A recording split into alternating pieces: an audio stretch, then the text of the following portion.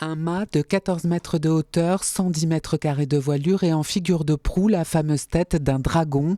La copie est fidèle à l'original dans ses moindres détails. Voici le Olaf Dolon, la réplique d'un drakkar du 9e siècle dont les restes ont été retrouvés en Norvège. Mais cette réplique en question a bien été construite en Vendée. On sait que Noirmoutier, c'était une base viking. On sait aussi que les vikings sont arrivés via Nantes en 893.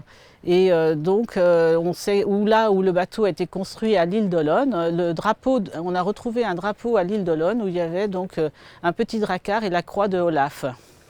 À l'origine de ce projet, une quarantaine de passionnés, tous bénévoles, qui ont œuvré pendant près de 3 ans pour construire ce navire. Un véritable drakkar qui peut embarquer jusqu'à 32 rameurs. Vous voyez là, il y a ce genre de rame qui fait quand même près de 20 kilos. Donc c'est très compliqué à manipuler. Mais une fois que c'est sur l'eau, c'est beaucoup plus simple quand même. Le seul problème, c'est la coordination entre les rameurs. Il aura fallu en tout 35 000 heures de travail pour construire le Olaf Dolon. Le drakkar a été présenté pour la première fois au public lors du dernier Vendée Globe en 2024.